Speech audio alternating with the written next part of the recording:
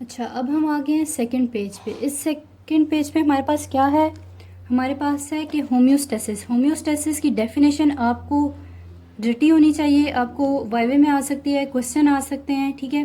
Homeostasis क्या है? Maintenance of nearly constant internal environment.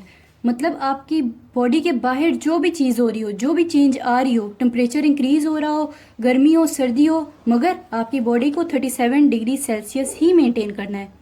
ये जो मेंटेन करती है इंटरनल एनवायरनमेंट की हर चीज़ को, despite the changes of the external environment, that is called homeostasis, ठीक है। उसके बाद इधर आपके पास कुछ एग्जांपल्स दी हुई हैं, वो आप एक दफ़ा रीड कर लोगे। डिजीज क्या होती है? A state of disrupted homeostasis. जब भी आपके पास होम्योस्टेसिस खराब हो जाएगी तो उसको आप कहोगे disease. For example hydrogen ions जो हैं आपके पास, उनकी एक स्पेसिफिक कॉन्सेंट्रेशन है बॉडी में।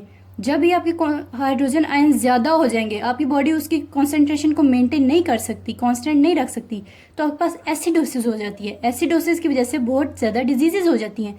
तो डिजीज़ की बेसिस क्या है कि आपकी होम्योस्टेसिस, आपके हाइड्रोजन आयंस को आपकी बॉडी कॉन्सेंट्रेशन को मेंटेन नहीं कर सकी।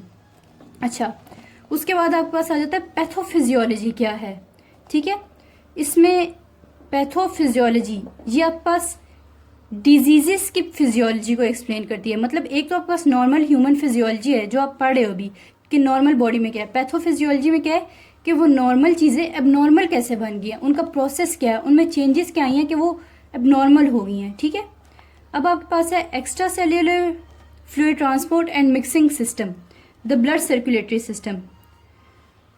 अच्छा, यहाँ पे आपको पता होना चाहिए कि extra cellular fluid is transported through the body in 2 stages. पहली आपके पास ये स्टेज होती है कि मूवमेंट ऑफ ब्लड जो होती है वो ब्लड वेसल्स में से ब्लड आपका मूव करता है, ठीक है। और दूसरी आपके के पास क्या है कि जो ब्लड वेसल से जो ब्लड होता है, जो फ्लूइड होता है, वो आपके पास एक्स्ट्रा सेल्यूलर फ्लूइड में चला जाता है। ये आपके पास 2 स्टेप्स हैं आपकी फ्लूइड सर्कुलेशन के लिए। दूसरी जो आपके पास इंपॉर्टेंट चीज़ है, अच्छा, ये आपको बस लाइन आपको पता होना चाहिए। All the blood in the circulation traverses the entire circulatory circuit an average of once each minute when the body is at rest.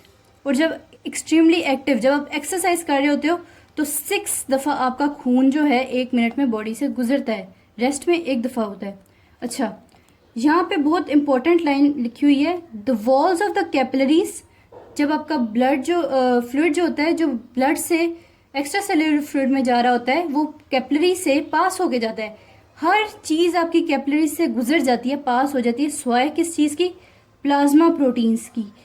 कभी भी आपकी प्लाज्मा प्रोटीन्स जो होती हैं वो कैपिलरी को परमिएट नहीं कर सकती। ये आपका एमसीक्यू है, ये बहुत इंपॉर्टेंट है, ठीक है। अब हम आ जाएंगे अपने थर्ड पेज पे इस चैप्टर के।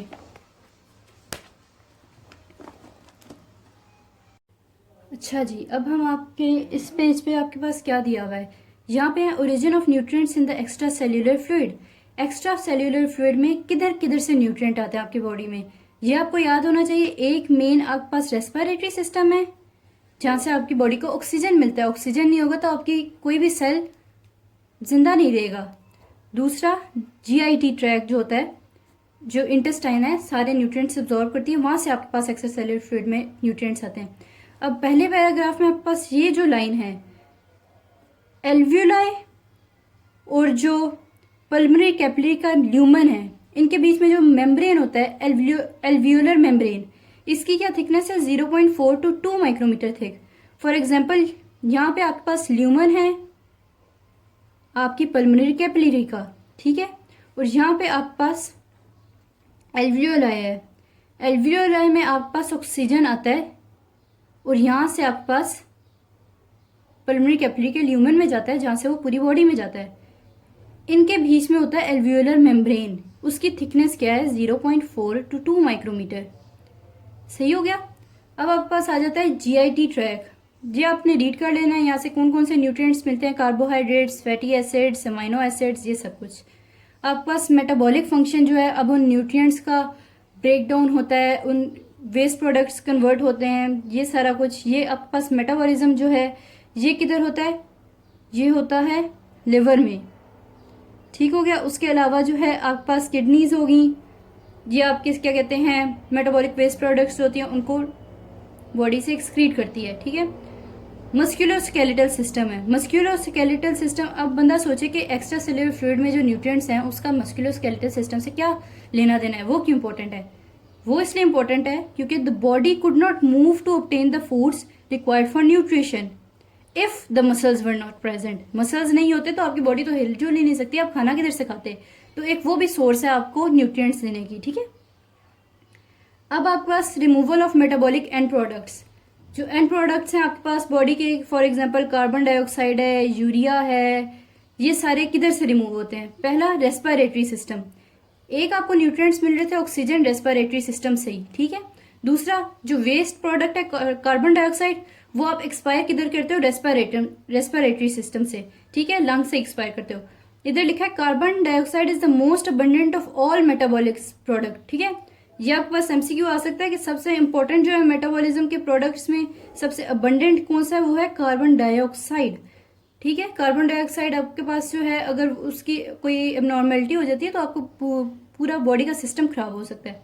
किडनीज, पहले लंग्स आ गई, अब किडनीज होगी। किडनीज आपके पास क्या क्या एक्सक्रीट करती हैं? Urea, uric acid, excess water है वो आपके पास जाएगा, जो एक्सेस आयंस हैं, जो उतना भी वेस्ट प्रोडक्ट है वो सारा आपका किडनी से रिमूव होगा।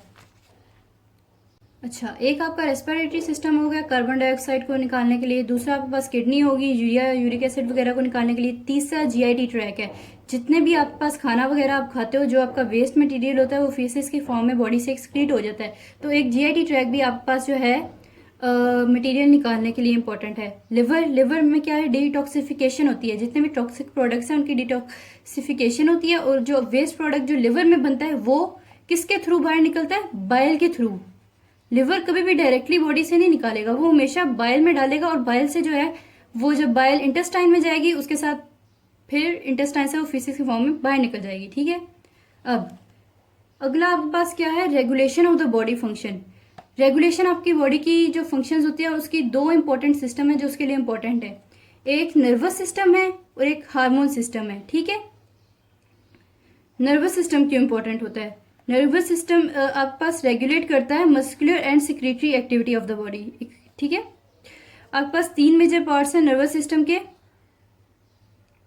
एक सेंसरी इनपुट जो आपके पास अंदर आता है, ठीक है। फॉर एग्जांपल आपके हाथ को किसी ने टच किया है तो आपके ब्रेन में जो सिग्नल जाएगा वो सेंसरी इनपुट है। अब आपके पास एक इंटीग्रेटिव सिस्टम हो जाएगा सेंट्रल नर्वस सिस्टम, जो आपको बताएगा वो आपने आगे से क्या करना है। तीसरा सिस्टम है मोटर आउटपुट सिस्टम।